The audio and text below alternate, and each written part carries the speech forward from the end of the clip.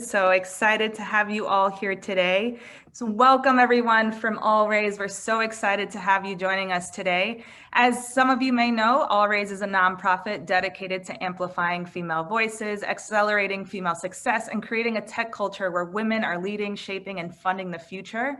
And our events and volunteers who make them possible are key to amplifying this movement. So before we jump in, I just want to say thank you to our partners, our founding partners and national partners. Without you, this work would not be possible.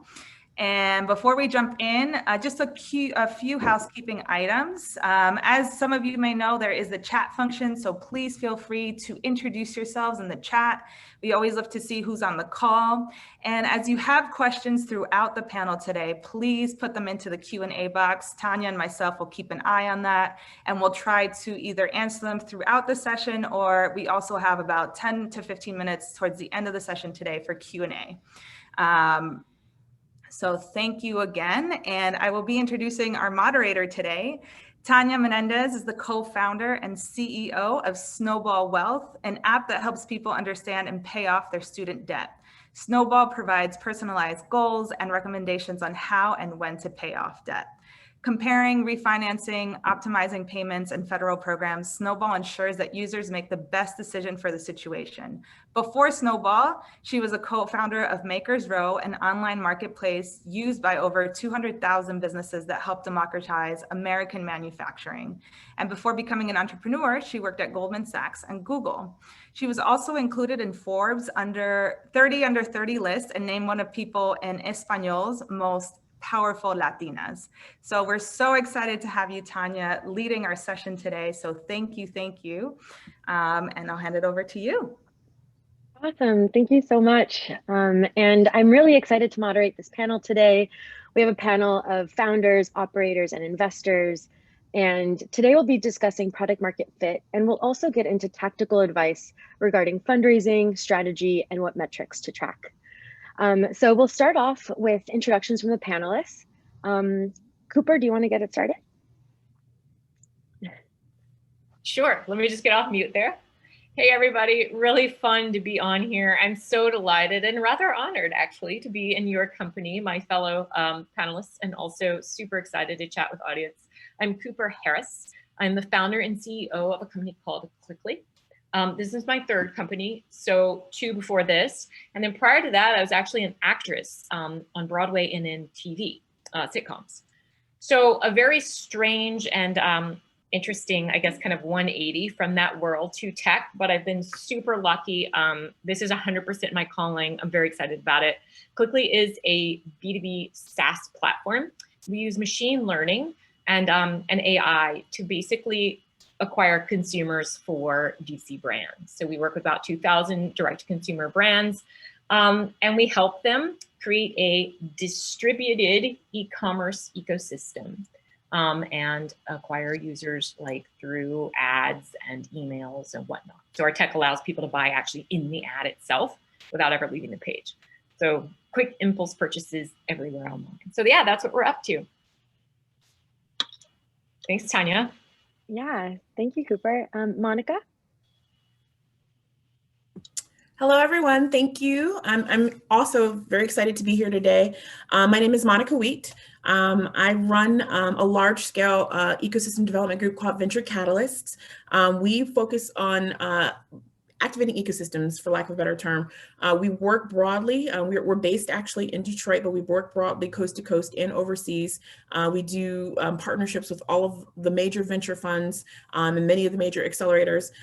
Our goal is to help founders make it from idea to hopefully exit, but some level of innovation.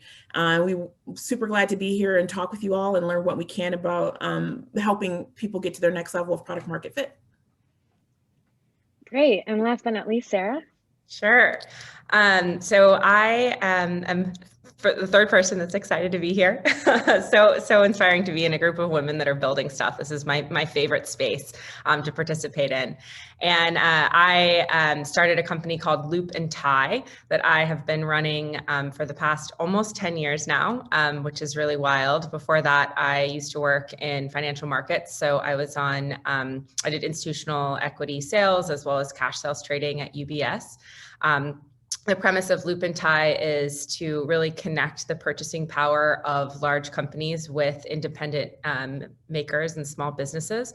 So we've designed a platform for sending gift choice that allows gift givers to kind of replace the dated practice of sending the same thing to everyone with this idea of sending choice, and it lets them also connect with smaller businesses that have items that are maybe a little bit too niche-y to be mass purchased. And this year, I also was a part of a group of women that started an initiative called COVID Tech Connect that was about helping hospitals, specifically ICUs, get access to devices that were capable of video calls so that the patients could connect with families while they were in isolation. So that was something that really provided a lot of inspiration for me this year. Great, thank you so much.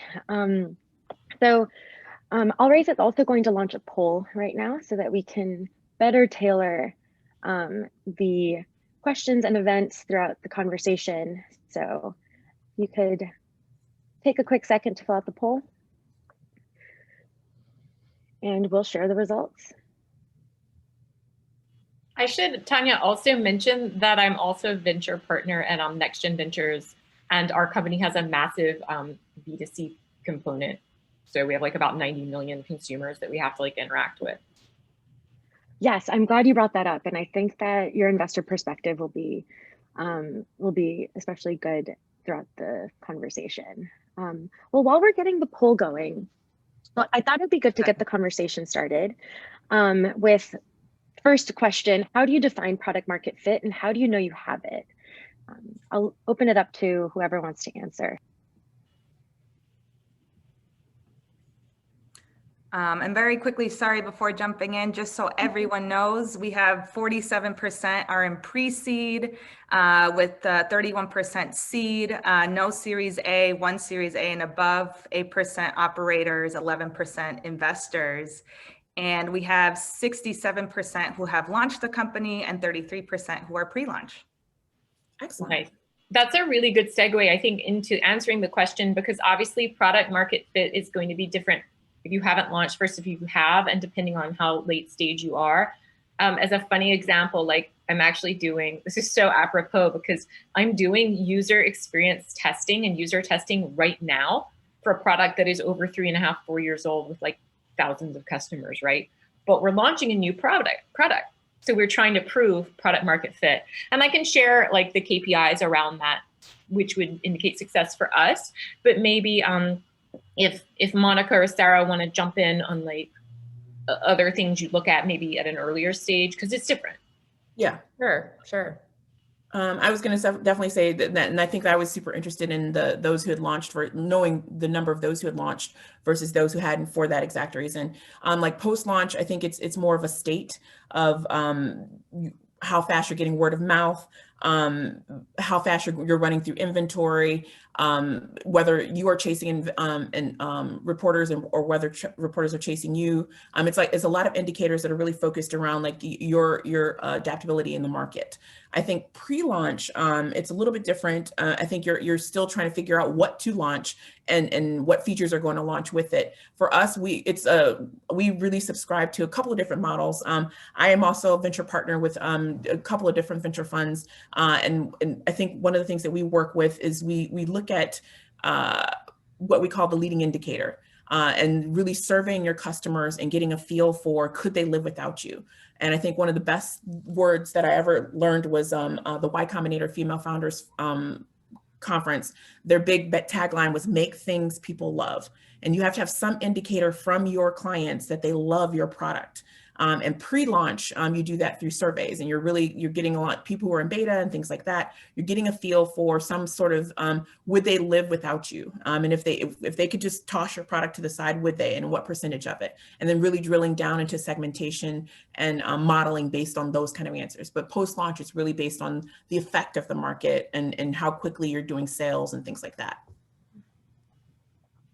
I love that. And some color that I'll add to that with my experience and just kind of remembering back to our first launch, what felt really, there were these sort of broad strokes ways for you to know kind of in theory if you had product market fit. But my experience was more in that limbo state where like some people were maybe buying and I wasn't sure if I should keep pressing or if I should change. And it was really hard for me to know specifically if I had product market fit. And I think that a lot of that was based off of me creating a framework that wasn't necessarily tailored to my specific thesis. And so what made a big difference for me was saying, okay, I can understand kind of high level what people talk about when they talk about product market fit, but what about my company? And I spent time saying, okay, my thesis, for example, with Loop and Tie was that gifting wasn't discretionary. It was actually something that was a core part of business needs. And if that thesis was true, it would mean that I saw repeat purchases. And so coming up with something specific like that helped me have a more catered idea of whether or not my product was fitting the market. And so I would really encourage you to take time and think about what is the thing that you're putting out into the world that people absolutely need, and what are the few things that only you can know that are indicators of that, and then kind of being really realistic with yourself about whether or not you're hitting those things. Love that, Sarah. And then one thing I'll add to that is for all you founders who have not yet launched your companies or have done like early tests or early little launches, if it doesn't like fire up and explode immediately, that's okay. But that is an indicator that you have not found it yet. Yes. You haven't, and you have to be realistic. So if you have just gestated on this idea and you've thought about it so much and you've talked to a couple friends so much and you've done all the market research, you're in a freaking vacuum. You are, I mean, it's self-masturbatory, to use a really crass word that I hope sticks with you, because we can all think we know what people want and we have no freaking clue. So you have to go out there, like get random people on the street to test and do 20 tests at first, and then do 40 and then 100, depending on if it's consumer or brands. Hard to do if it's a B2B. But like the number one thing that I see young founders doing is like they have this idea, which is their baby, and then they just like go and build it. Mm-hmm. And I'm like, that is insane. Mm-hmm. And you can read a lot online too, and still like kind of justify, because we have like a cognitive bias to like find compelling evidence that supports our little theory that's completely in our head. And so I would really urge every single founder out there who hasn't launched yet, if your product isn't exploding, you need to test it with real people, or like put some ads up on Facebook for, you know, $20 a day for 2 weeks and see like, does it explode? And if not, just keep changing it. Yeah, Sarah, what? Something that you just made me think of that I agree so much with everything that you just said. And I think a lot of when we're doing research, we really dig in on the yeses far more than the nos. And so it is, everything is just data, right? And sometimes we can be so much more emotionally tied to the stuff that are the yeses. But if you stop looking at, stop having that emotional attachment and realize that the nos are just as important. If you find someone who doesn't want to buy your product, that is gold, and ask them why and try and understand that narrative. There's so much there. Yes, I love it. I love all of this discussion. I think it's super helpful at a high level perspective. Can people live without you? Making things people love, teasing out the false positives by, creating a metric that works for your business. I'm curious if anyone, because I'm sure this is a question that some people have as they're thinking through product market fit, is there a specific number that you look for when you're looking at these metrics? What's like a significant number to say, okay, now I'm feeling good about this? Is it a number, or is it like the number of repeat? It's a ratio. So it's a CAC to LTV ratio, right? And if you are acquiring users and it's costing you $25, but your product costs $5 a month, and you're losing half your consumers every other month, you're just going to be bleeding money. It's a sieve, right? So you just have to do even basic math, get a nice pro forma going, and be like, okay, if my retention is X, I retain people for 12 months and I acquire them for $25, right? But they're only paying $5 per month, then you're great, because you'll roughly make double that. Ideally, you would extend your retention and keep them longer, but like you can sustain that math equation. Right now, even with a older company now growing really fast. On the consumer side, we know what our CAC is. You can't actually know with a new product what the LTV is, but you can use some data to project it, and you can look at your retention to kind of estimate what that might be. So yeah, it's all about CAC to LTV. There is an element of virality. And the reason that's important is it indicates both an NPS, so a net promoter score, how much people like it, and it indicates a potential reduction in CAC, customer acquisition cost. So if your K factor, which is your viral factor, if 1 in 3 people will share your product and that person actually adopts it, then actually you're cutting down your costs by that extra percentage. Yep. So then that lowers your CAC, which is super awesome. But it also indicates something even more important, which is that they love your product.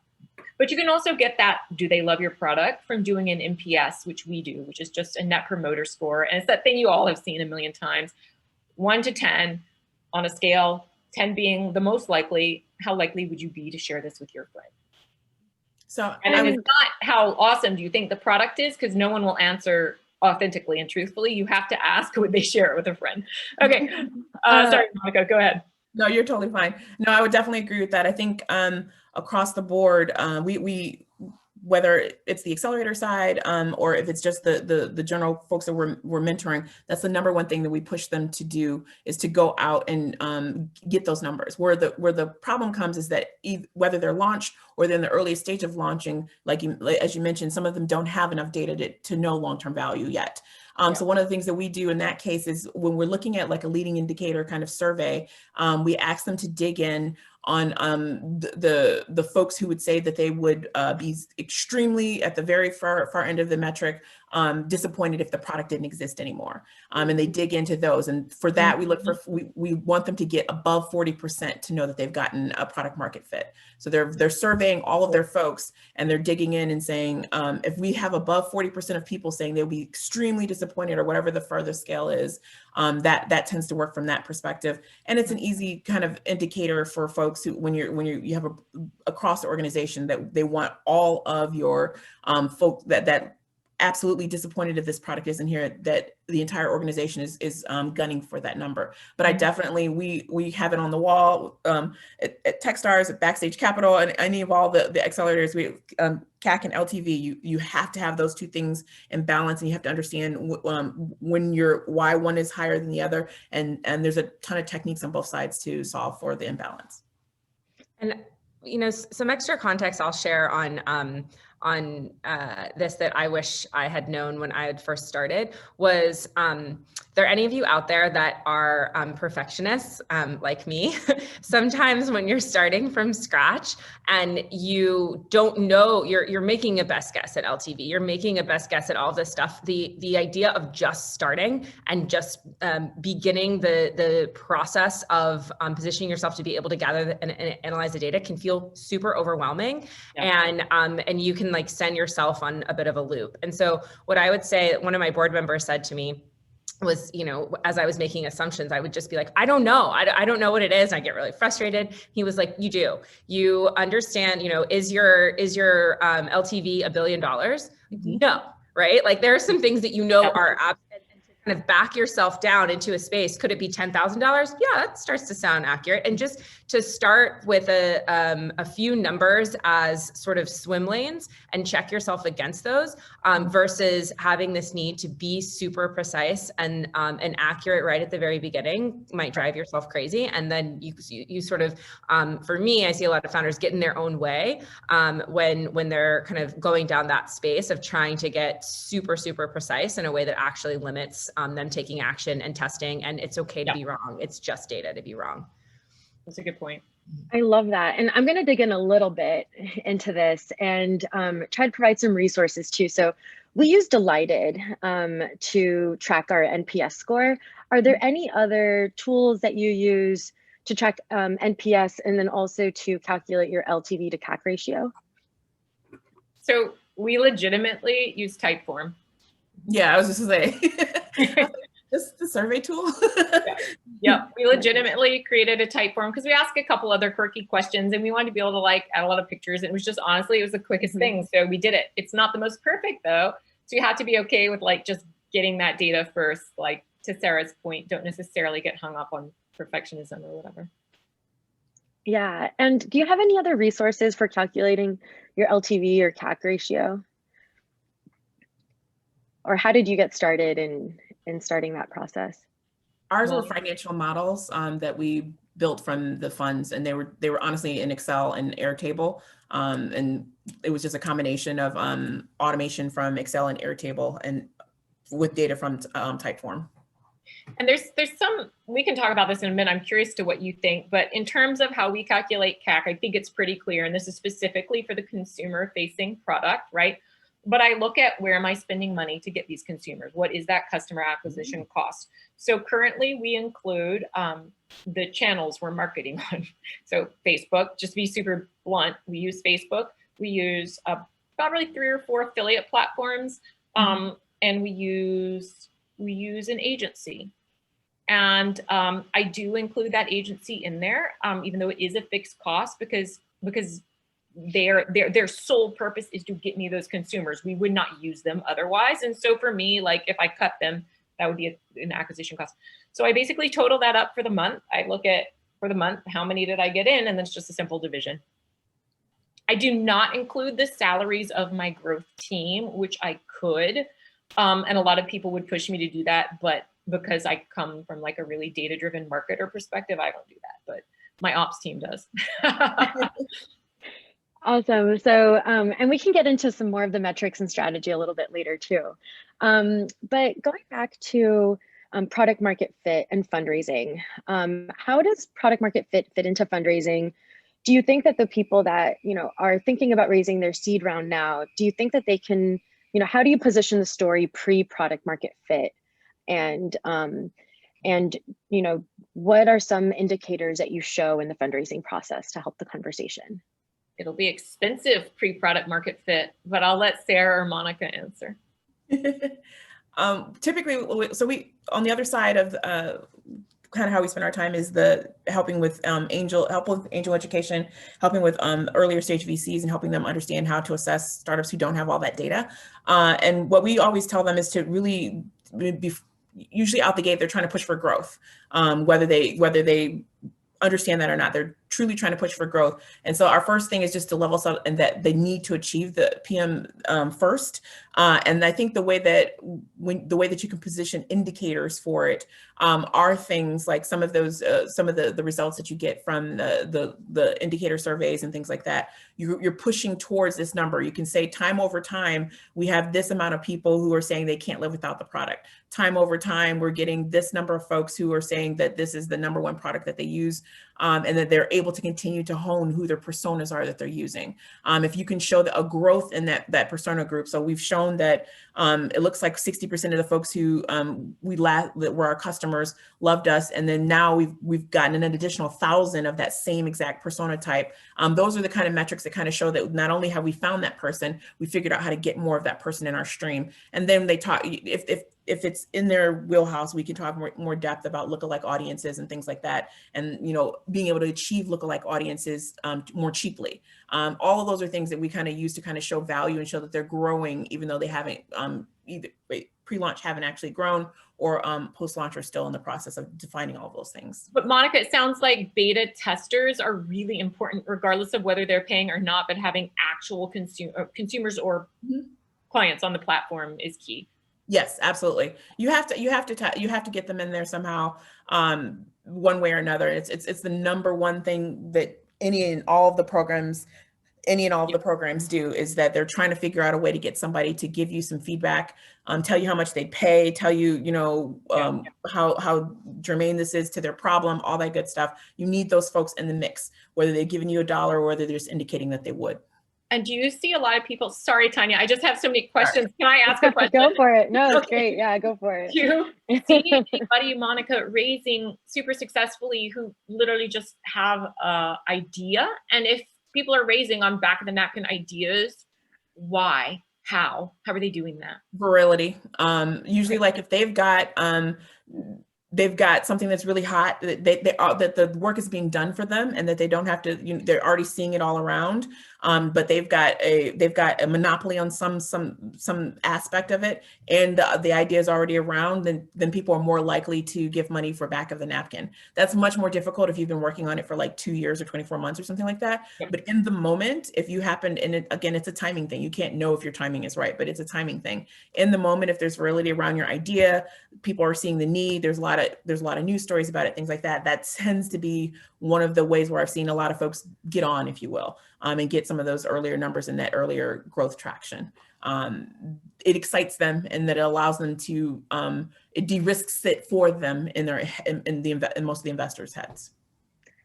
Yeah, and I think, Sara, your experience is unique too, because you were building a new market, right? You weren't necessarily, going off of an already frothy idea and market that's already saturated. You were building your own. So how did you navigate those investor conversations when you didn't necessarily have like an exact total addressable market? You were really building it.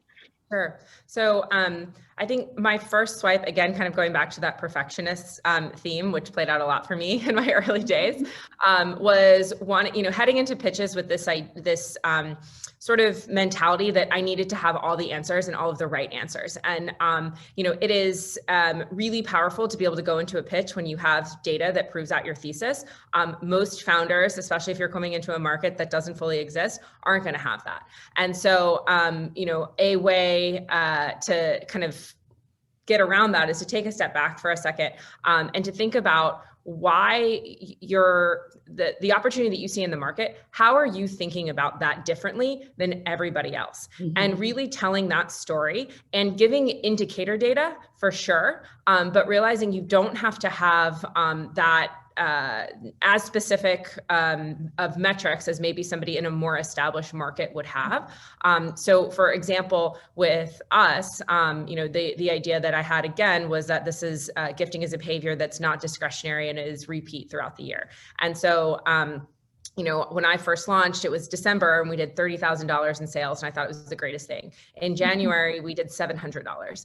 And so in order for me to go about pitching this well with that data was to say, hey, I need to find a market where this is where I have purchasers that are not just purchasing based off of a discretionary behavior. And so I was able to get some early users in the real estate market, which everybody can sort of understand that those, real estate agents, these are people that have usage for my product throughout the year. And I could show traction within that small group. And then I could speak about how I was understanding the opportunity in the market a bit differently and what I hoped to see in the data and what I was going to use the funds in order to prove out in a way that made it sound like I wasn't just getting money for this sort of off the wall idea, but I was really thinking about it strategically because again, investors, data is a great way to kind of get to the bottom line, but investors, especially in early stage, are really investing in your ability to see and adapt to what's going on in the market and your perspective. And so at the beginning, what you're really selling is your perspective and that you're being very thoughtful and how you will use the data over time. That's awesome, Sara. Love that. Yeah, and Cooper, I'm curious to hear your perspective as an investor. Now that you've started investing, has this changed at all how you look at product market fit and how you evaluate companies? Yes. And I wish I had had the experience of being an investor. So I personally invest kind of amateurly in B2C companies, e-commerce companies, just because I work with 2,000 of them and I now know them more intimately than I would ever want to. And I really understand what makes that work. And then of course, looking at the larger fund and helping them source deals and kind of look at deals, man, I wish I'd done it first. I was so freaking precious as a founder. I was all worried about people seeing my idea. I was like, I won't tell you, sign an NDA. Like, I won't share with anybody. Oh my God. I did everything wrong. I was such a perfectionist. It took forever to actually launch anything. I was so slow moving in some ways because I had done 2 companies prior, but neither of them were like in the deeper tech space, right? Oh man. So yeah, basically, Tanya, everything would change if I had been an investor first. I would be very dispassionate and I wouldn't care if my idea was right or wrong. I would be like, does it work or not? So my perspective has completely changed. I would say I'm much more like mercenary, or just mercenary. I'm just like, it either does or doesn't work. There's no good or bad judgment in it. You know, I think we get so attached to our ideas. It's like so emotional, and it is genuinely, and I acknowledge that I was there crying with you, but it's not helpful. It's not productive. So I would take a really hard, cold look at your product. If people are coming on organically and you've actually put it out there, if you haven't put it out there, like buy some ads, send it to your friends. But you know, people aren't coming on organically, like you need to fix something. Something is wrong. Your idea may be the kernel of truth, but like you haven't fleshed it out. So yeah, I would just get more data driven and more factual. Yeah. Quicker. I love that. Really fast. Like, don't waste time, right? Yeah. And a lot has been, we talked a lot about like surveys and NPS score, but what happens, that's, you know, the perspective of the customers related to your product, but what happens when investors either have a strong opinion around your product? And who do you listen to? I know when you're a founder, you get a bunch of advice from a bunch of different sources. So you may have advisors or other founders or friends or investors giving you perspective on your product. And when do you actually listen to their advice? And what do you do when investors are just not interested in your product, even if customers are? Find another one. Move along. Find another one. No, a lot of our founders have that because it's part of actually almost all of the accelerators that we've been a part of. They have the mentor madness aspect of the accelerator, where it's like, you know, you're meeting with 30 investors or mentors in, you know, 30 days, or I'm sorry, in 3 hours or something like that.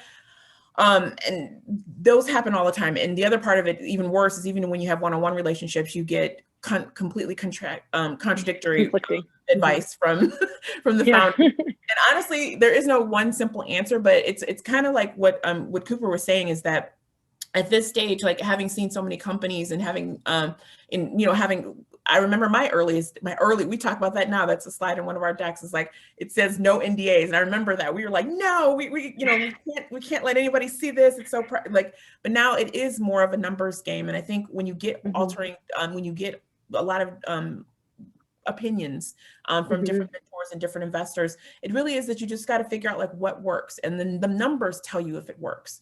That helps you make the decision. And so you can't be so attached to the idea that you're not willing to do whatever it takes to make the idea work. So if you don't have sales, change it. You know, like if you don't have people adopting or signing up, or pre-sales, pre-signing up, all those kind of things, you're going to have to change it until you get those. You got to be able to achieve those metrics. You need 1,000 people, 100 people, 50 people, whatever it is that you set out as a litmus test.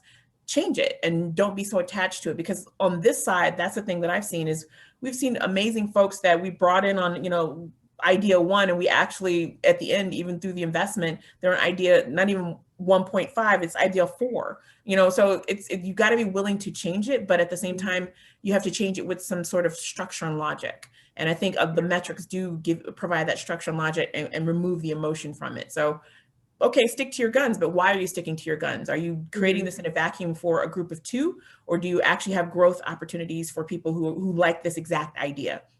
So if you're making something that people love, find that audience and then keep going after that audience and getting more and more information from that audience. And so if the mentorship ideas help you with that audience and help you grow that audience, great.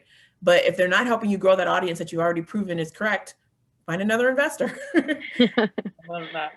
Yeah. And Cooper, were you going to say something? Yeah. Oh, were you going to talk, Cooper? Oh, you're on mute. Go for it, Sarah. Go for it, Sarah. Sorry. You know, I think the fundraising process is, of course, deeply emotional, but I think is also really reflective of your relationship with yourself and your ability to trust yourself.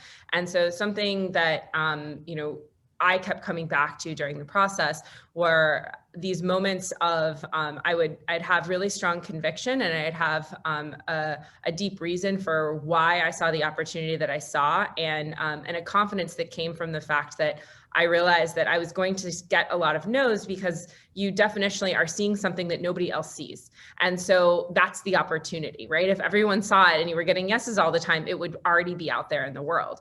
And kind of going back to that idea of being dispassionate, in a measured way, auditing what's going on. And so I would go out there and really have this conviction, but also take the space for myself to say, hey, knowing now what I know, would I go back and do things the exact same as I did before, or would I change them? And giving yourself those break moments to really analyze and readjust was a really helpful space for me, because I found it really challenging to be deeply convicted in something, and also in the space of reanalysis and readjustment, because they're sort of opposing emotions, but they're both deeply important in the process, because it's dynamic, right? You have to be constantly evolving and constantly learning, and so to really carve out that time and name it, and honor that whatever the space you're in with that intention, I found really, really important. And I found my pitches and my also my happiness got better, because it is really challenging and overwhelming to be told no so many times. And do I keep going back out there? Like, am I wrong? Am I crazy? Yeah. And sometimes, all of the above are right. That is why being an actress first and auditioning 100 times a week and being told you suck, that you're fat, that you're ugly, in a bathing suit, by the way, like, it's a really thick skin. But I remember, I'll share two things. I think that you need to treat investors' response and feedback differently from advisors' response and feedback in two very specific ways, and I'll share those in a second. Firstly, though, I will share a very funny story, which is I was going out to build this like distributed commerce ecosystem, which was, had to be backed up by like machine learning and a ton of pretty somewhat intensive technology. And I was told that it didn't seem like a space that I would naturally have a lot of expertise in, which I'm like, okay, kind of fair. But that it might be a better idea if I just did a little pivot and turned the whole thing into like a shoe marketplace. And I was like, I'm sorry, I just don't see the little pivot between an awesome multi-billion-dollar idea and like my 2 to 3 ADA, like multiple e-commerce platform for shoes, which you assume I know anything about, which I don't. Anyway, so when you get like really bizarre feedback, unless 5 or 6 people like say it, you can throw it out. Never let people tell you that like you should constrain the market size of your idea and the importance of your idea just because you might be more of an expert in like mascara. It's disgusting. So here's the two, well, because here statistically, can we just go off on a tiny tangent? Tanya and Marion, you probably know more, but like women's companies are now funded more, but a huge percentage, if you look at what they're funding, they're like these stereotypically female products. And I think that's fine, and I think that's wonderful, but until women can get funding for the billion-dollar products like Zuck, like, Sergey, like, we're not really on equal footing. Mm-hmm. Until that cognitive dissonance of like, oh, this female cannot do X, until that's gone, like, anyway. I actually, right? They do the same thing. Yeah, I think we've all felt that. Yeah. Oh, sorry. Yeah. But if you do have a shoe company and that is your passion, do that for all it's worth. But if that isn't, feel free to, So super quickly, because I know I'm talking a lot. So investors, you need to treat their feedback, I believe, differently from advisors. Advisors know your product, they know what you're going through, and each advisor should have a specific function to you. If someone is that generalist advisor, that's awesome. Maybe they're your CEO coach or your executive coach, but you should not have advisors who are expert in engineering giving you marketing advice. I have 7 advisors now. It's fluctuated through the years, and each advisor gives me advice on something very specific. I have someone who very specifically talks to my team about technical architecture. He ran product at Visa and at Apple, and that is what he does. He does not talk to us about marketing, right? Be very specific about your asks to your advisors, what their expertise is, and then listen to them in their area of expertise, right? So that's the advisory board, if you will. So that's the side. Then if you look at, let's say you're doing your raise and you're getting tons, all the feedback from investors, right? Like multitudes of chefs in the kitchen. That needs to be a data equation. So how I think about this in my head is, you know, obviously if like tons of people are saying the same things, those comments should be weighted higher, right? So what I do in my head is I literally think about all of the investors, and you could do this in a spreadsheet too, but you could list all your investors on like an x-axis, and then on the y, you list like all the problems they're solving, and then think about how many of those problems that they're telling you or pieces of feedback are duplicative. So if you were to go and mark an X across there, is everyone saying just this one piece of feedback? You should probably listen to them. And then I'd weight the rankings like by investors, by their expertise, but that gets down the whole, I like data, but you know what I mean? Like that becomes an aggregate. So don't get focused on the specifics, whereas your advisors need to be specific, swim lane defined. So maybe that's helpful. I love that. And I think that sifting through different types of advice is one of the most important things founders have to do. And shifting gears, I think we only have a few minutes before we get to questions. So if you have questions that have come up throughout this conversation, please input them into the Q&A box while we get through this last question. And we'll see if I can get to one more. But for the last question, I know that a lot of people are pre-launch here. So what are some ways that you implement some smaller tests to test out your idea? And also how to iterate on it and pivot with it throughout. I mean, a couple different things. I mean, you can do the survey, you can do the small groups, you can do, you know, that kind of thing. You can do the live in person, that aspect. I think from actually testing the product, we talk a lot about like not letting folks who, again, you have to know what type of customer they are. So if they're giving you advice or they're giving you feedback on it, but they're telling you that your product isn't in their wheelhouse, you have to know where they are. Are they going to be the type of person who's going to buy this, or it's a nice to have something later? Focus on the people who are the nice to haves. Focus on the people who are the have to haves. For the actual testing of like building the products, we've had people put up fake products or fake output with small things tweaked, and then getting feedback from that same group. Or doing stories or things like that with like, if it changed this way and this was the output that you got, now redo the survey, now see if it's a good product, now see if you would buy it, now see if your money is in there, that kind of thing. A lot of it is just a lot of testing and a lot of different ways to get feedback. The smaller groups are harder to get at, but those are the more valuable. The one thing I will say, although there's not like one distinct method, is that in the early days, the stuff that you do for customer service, you need to invest into it, even though it won't scale. And so the things that you do on those first, when you're trying to achieve product market fit and you don't have it yet, that intense, that one-on-one, you know, I'm calling you up, I'm doing all that kind of stuff, that's not going to scale once you get past a certain level, but you have to do it at the early stages. So it's going to be very minute and very surgical, but at the longer term, then you're not going to be able to do it at that level, obviously. Yeah, I love that. And that's one thing that we implement at our company too. We do mock-ups and we put them into Envision, and then do user research based off of that to start to test new concepts. Sara, I know you had there's a physical product component to your company. How did you start testing out your idea, and what was like the very first test that you did to test out and to validate your idea? So I did a lot of cold calling. I spent, I'd say, about 6 months on the phone, trying, selling the idea of gifting choice. And it was interesting at the beginning. I had the challenge of both getting suppliers to list on a platform that didn't exist yet, as well as getting buyers. And so I, did a lot of things. Again, Monica, I was like nodding vigorously what you were saying at the beginning of things that don't scale. Like that is so important to take that mindset, because nothing that I did at the beginning scaled, but I was able to get, the theme of everything that I did was putting myself in the space of getting both the suppliers and the buyers' feedback.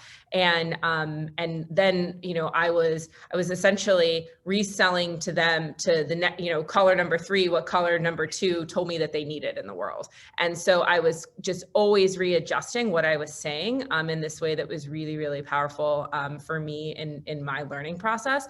And I am also fanatical about customer service, just from a, the way that I choose the companies that I work with. And so I thought about things that I could do at the beginning to really be the customer service experience that I had always wanted to have. And I think that we're in such, early stage companies have such an incredible opportunity to do that. And that makes a huge difference. Some of our early users are still users. And, I have a direct relationship with them. They love that they felt like they have skin in the game. And so anything that you can do to kind of create that rapport early on is essential. Love that. And Cooper, you're going through user research now. What are some best practices around user research, and maybe I don't know if it's possible also for maybe the people listening to also participate and help out with some of your user research too? Hey, sure.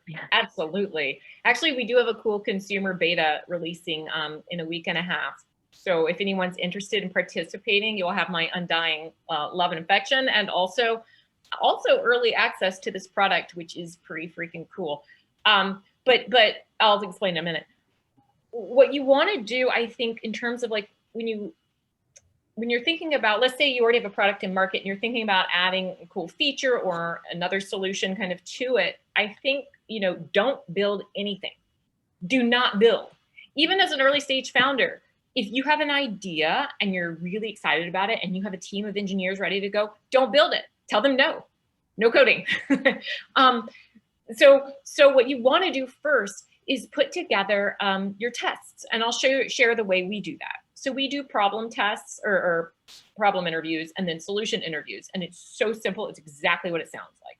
First of all, you don't want to rush out there and be like, hey, this awesome product that we want to build does X, Y, and Z. Do you want it? That will give you all the wrong info. You want to start not with that solution interview, but you want to start with the problem interview. You are not going to talk about your idea at all. You are not going to talk about or pitch them your product at all. You are simply going to say, hey, maybe you have an idea that you want to build an app that every day tells you what colors to wear. I would say that's a terrible idea, but whatever, we're going to test it. So you go to these people, you call up, maybe even send an email to your friends and you're like, hey, I really need your help. Can you spend 20 minutes with me vetting out my new idea? I want to learn about you. I want to learn your opinions. I value them, right? So now I've got Monica and Sarah and Tanya on separate calls with me, each with their own. They've given me 20 minutes. So I say, hey, Monica, do you ever get up in the morning and you just can't decide what to wear? And you're like, hey, I don't know what the weather will be. I don't know, what the astrological signs are today, and I don't know how I'm feeling today, and therefore I can't decide what to wear. Is that a problem? Well, then I might ask Monica, what if I told you you need to wear red today because of X and Y and Z reasons? Would that be helpful? Would that be interesting? Would you use that service? I mean, terrible example, right? And bizarre. But these are the questions, and you don't want to pitch your app. You really want to understand if there's a problem. And then once you establish that, then you call them back.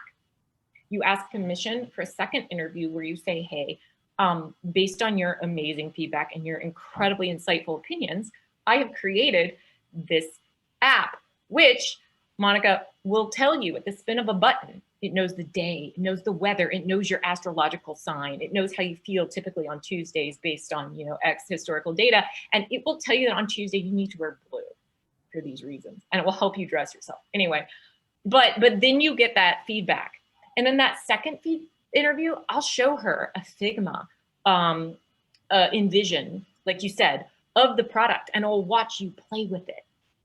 But it's really important to get the first interview where you don't ask. You don't feed them answers, because otherwise you won't get real data. Anyway, that's how we do it. Oh, and if you're interested in being in our beta, we would love it. We are basically releasing a invite only, like e-commerce shopping club. It is specifically designed for really trendy gals and also micro influencers. And basically it allows you to get access to free gifts and like these private insane discounts just for being like the micro influencer person that you are. Awesome. And I think Allraise can probably send out that link along with the follow-up email too, or if you want to put it into the chat. I'm going to transition the last 10 minutes to some Q&A. There were a few questions around using Facebook ads to test out your product versus organic word of mouth to achieve product market fit. What are your thoughts around using Facebook ads to start to test out different ideas? So what we did at the very beginning was we tested ads to different landing pages with different value props on them and just said, you know, it was a demo. We had a field to put your email in to get a demo. That was a really helpful way for us to test different, we ran the ads to different demographic groups. So we were focused on different industries.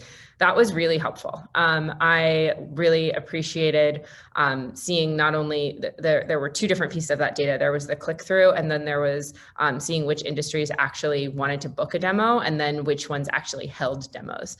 So you could start to see where the urgency was. So I think that kind of stuff is really great. I share the landing page piece because I also think it's important to acknowledge that you don't actually have to have a real product out there. You can, put someone onto a nicely designed landing page and get plenty of data that way. Love it. Yeah, and I think that the ads paired with the landing pages are great. I know that there's a bunch of different apps. Some people use Webflow, MailChimp, etc. So there's a bunch of resources out there. The next question is, when do you think is the right time to rock away from an idea? And what does that process look like? That's a great question, especially for these people that are pre-seed. Yeah, I think the way that I would approach that is it would be really nice if there was a framework of specific signals. That's never how it works, which is what makes all of this so hard. You have to practice discernment, right? And so I think to set yourself up for success, one of the early pieces of advice that I got from another founder was, as I was starting, he was like, write yourself a letter about what success looks like, because you're going to forget and it's going to change over time. And he was very right. And for me, that gave me not the yes/no bar, but it gave me a snapshot into what my mentality was at the beginning, and a way for me to assess what I had learned over time. And sort of a bridge into that space of being dispassionate and looking at what's happened as data and not as positive or negative.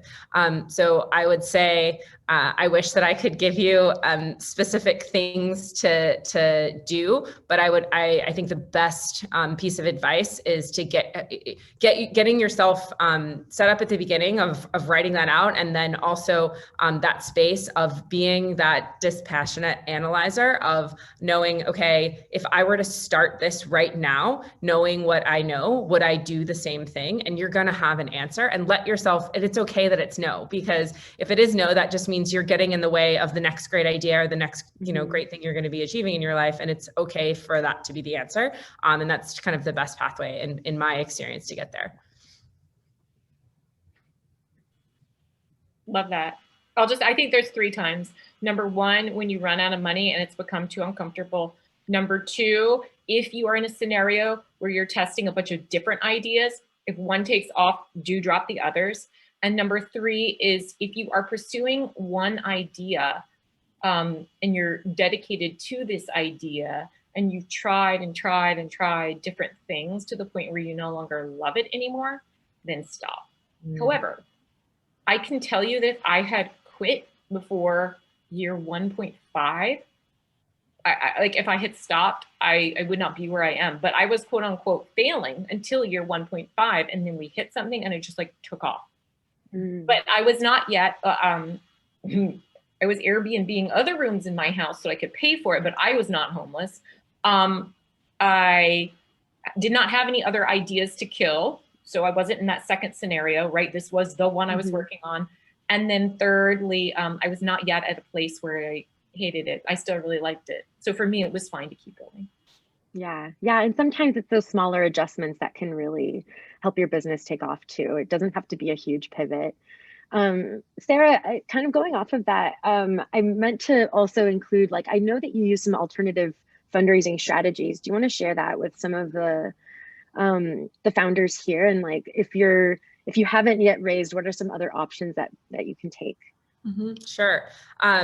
Yeah, so we, when I was first getting the company off the ground, just did very traditional friends and family. But as I was growing, I wanted to make sure I had an entity where all of the incentives were aligned. So I wanted to have investors that could also be customers.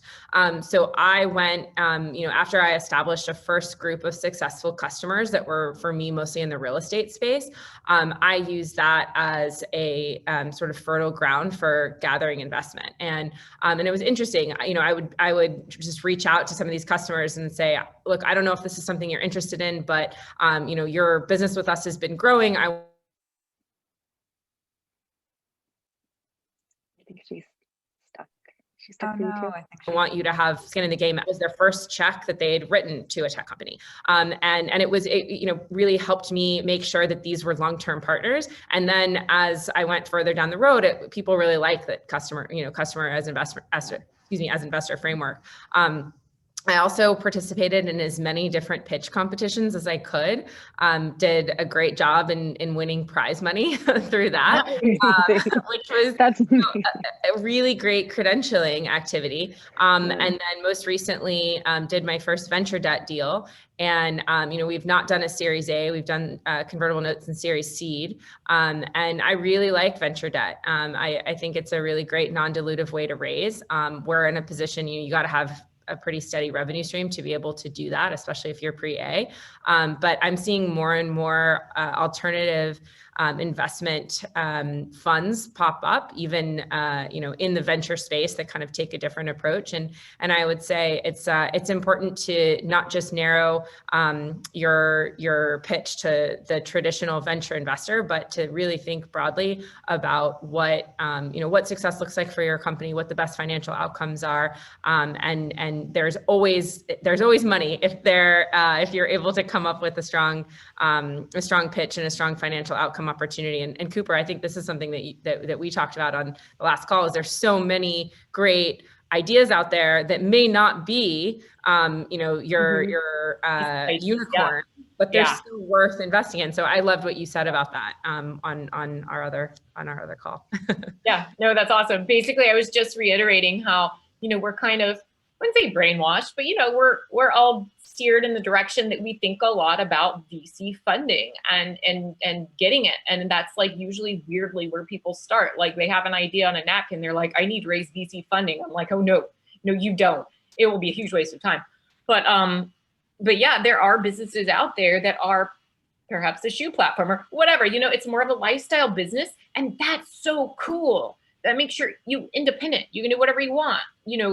I think people have to acknowledge that depending on the business they want, that will designate what kind of investors you want to get on. Like if you don't have an idea that can, 20x, 100x, that VC investors like portfolio, because they have to show certain returns, right? They need to show these returns that you cannot give them if your business isn't a potential multi-X. If you're an e-com business with a small niche market, like the heated push-up bras I wanted to do when I was younger, that's like not a VC-backed business, nor should it be. So don't get those confused. Like know the right type of investor for your business. And by the way, angels are awesome. Like my first round, I raised from like key guys at Warby, key guys at basically Sarah, my customers, like Bombas socks, and then I went and got head of innovation at Google and basically handpicked all these crazy, cool, random people that would be able to be those great advisors I told you about, right? So a specific person would then have really good insight for me. So that's how we did it initially. I Love definitely it. I love it. definitely echo that. Please Um, look at other options because it's not just the VC as the path, and there's tons of them, and a lot of people have grown really, really well without them, or with them too. I'm on that side too. Awesome. So we're right at 12. So we're gonna wrap things up. And maybe we can all type in where they can find you, and I'll hand it off to Marion. Yes, so thank you again for all the gems. I will share out speaker emails as they're dropped in, and if you would like. Thank you again for all of you who joined us today on the call, and our speakers, and Tanya as a moderator. I thought they were just I love the going deep and then also sharing the different stories. This has been recorded and it will be up within the next 24 hours. And yeah, thank you again to everyone. And I hope you have a happy and safe holiday. Thank you for having us. Awesome. That was so fun, ladies. Yes. Yes, I love Bye. it. Good Bye. insight. Yes, and there is a feedback survey being sent out to our attendees. So if you're an attendee, please fill that out. We love to hear what you have to say, and so we can learn how to make our events better. So thank you again, and have a great rest of the day and week. Take care, everyone. Amazing.